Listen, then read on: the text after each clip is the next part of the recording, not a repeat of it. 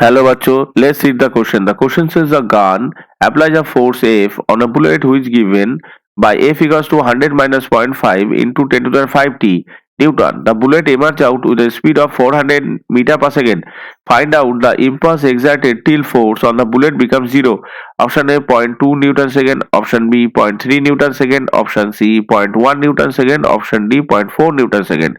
तो अगर हम देखें द अप्लाइड फोर्स का जो इक्वेशन है यहाँ पे वो कितना है। द अप्लाइड फोर्स का जो इक्वेशन है, अप्लाइड फोर्स का इक्वेशन है F equals to 100 minus 0.5 into 10 to the power 5 T. ये हो गया हमारा अप्लाइड फोर्स का इक्वेशन। यहाँ पे जो है हमें इंपल्स कैलकुलेशन करना है जब बुलेट बिकम जीरो, यानी उसका फोर्स, उसका जो वेलोसिटी हो जीरो होगा। तो हम देखते हैं उसके ऊपर जो फोर्स होगा वो कितने टाइम बाद जीरो होगा, यानी एफ जब जीरो है तो टी का वैल्यू है पहले कितना, ये हमें कैलकुलेशन करना है।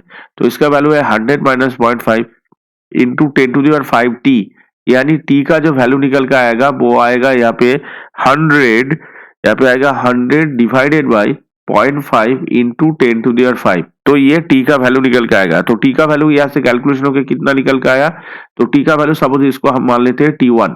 तो T1 का वैल्यू यहाँ से कैलकुलेशन होकर आ गया हमारा कितना, 0.5 इंटू 10 टू दी पावर -3। ये आ गया हमारा इंटू टी, ये आ गया हमारा टी का वैल्यू। तो ये हमारा टी का वैल्यू निकल के आ गया। तो इतने समय बाद क्या होगा, इसका वैल्यू इसका वैल्यू निकल के हमारा कितना आया, इसका वैल्यू निकल के हमारा कितना आएगा यहाँ पे। तो इसका वैल्यू निकल के यहाँ पे आ रहा है, टी का वैल्यू निकल के आ रहा है हमारे यहाँ पे 2 into 10 to the power -3 second. तो 2 equal to 10 to the power -3 second के बाद उसका जो फोर्स होगा उसके ऊपर फोर्स जीरो हो जाएगा।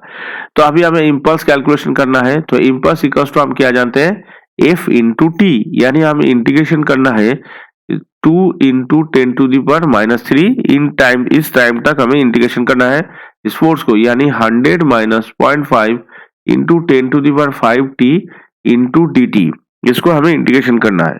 तो इसको अगर हम इंटीग्रेशन करेंगे तो क्या होगा, तो आई का वैल्यू यहाँ पे हमारा आ जाएगा 100 T minus 0.5 into 10 to the power 5 into T square by 2, 0 to 2 into 10 to the power -3।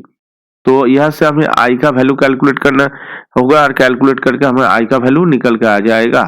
तो यहाँ से हम कैलकुलेट कर लेते हैं। तो यहाँ पे होगा 100 into 2 into 10 to the power -3 minus 10 to the power 5 by कितना हो गया यहाँ पे, बाई हो गया 4 ले लेते हैं इसको हम, 10 to the power 5 by 4 into 10 to the power -6, ये आ गया। तो यहाँ से अगर हम इम्पल्स को कैलकुलेशन करेंगे तो इम्पल्स का वैल्यू यहाँ से कैलकुलेशन होकर कितना आएगा, 2 इंटू 10 टू दी पावर, यहाँ पे आ जाता है 2 इंटू 10 टू दी पावर -1, यहाँ से आ जाता है 2 इंटू 10 टू दी पावर -1, और यहाँ से कैलकुलेशन होकर आता है कितना है, यहाँ से कैलकुलेशन हो जाता है 10 टू दी पावर -1, यहाँ से कैलकुलेशन होकर निकल के आता है 10 टू दी पावर -1। तो सीधा सीधा आई का जो वैल्यू कैलकुलेशन होता है यहाँ से वो हो जाता है 0.1 न्यूटन सेकेंड, 0.1 न्यूटन सेकेंड आ जाता है हमारा इम्पल्स का वैल्यू। तो अगर हम देखें यहाँ से ऑप्शन सी जो है ये हमारा आंसर से मैच हो रहा है, 0.1 न्यूटन सेकेंड। तो इम्पल्स आ रहा है 0.1 न्यूटन पर second till the force on the bullet becomes zero. Hope you all understood it well. Best of luck. Thank you.